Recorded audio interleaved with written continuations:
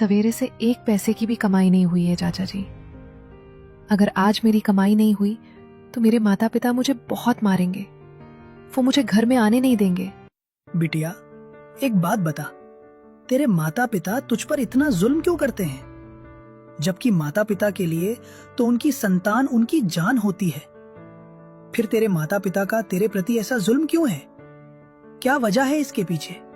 ये तो मुझे भी नहीं पता चाचा जी। मेरे माता पिता का कहना है कि मैं मनहूस हूं और जब से मैं पैदा हुई हूं उनके जीवन में केवल बर्बादी छाई हुई है, इसलिए वो मुझ पर इतना जुल्म करते हैं। नहीं बिटिया, तुम तो बड़ी प्यारी और मेहनती बच्ची हो।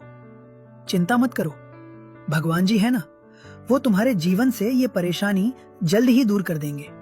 भगवान जी, बस किसी तरह मेरी कमाई हो जाए।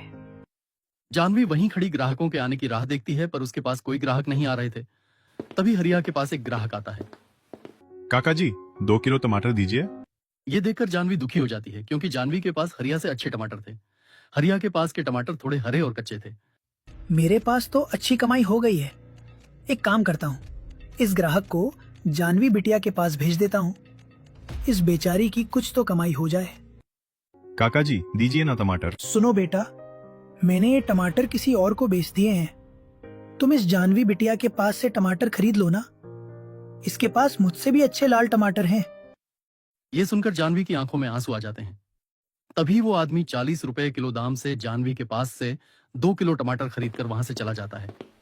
आपका बहुत बहुत धन्यवाद चाचा जी। हरिया हमेशा जानवी की ऐसे ही सहायता करता था। वो अपने पास के कुछ ग्राहक जानवी के पास भेज देता था। तभी शाम तक जानवी की 150 रुपए कमाई हो जाती है और वो अपने टमाटर सब्जियां बोरियों में भरकर अपना ठेला लेकर इसी जामपुर गांव में अपने छोटे से घर के बाहर आती है। माँ ने कहा था आज 1000 रुपए के टमाटर बेचकर आना, पर मेरी कमाई तो केवल 150 रुपए ही हुई है। भगवान जी, मुझे मेरे माता पिता के कहर से बचा लीजिएगा। तभी जानवी डरते डराते सब्जियों का थैला लेकर अपने इस एक कमरे के छोटे से घर के अंदर आती है। तो अंदर चारपाई पर जानवी का अपाहिज पिता मदन बैठा हुआ था।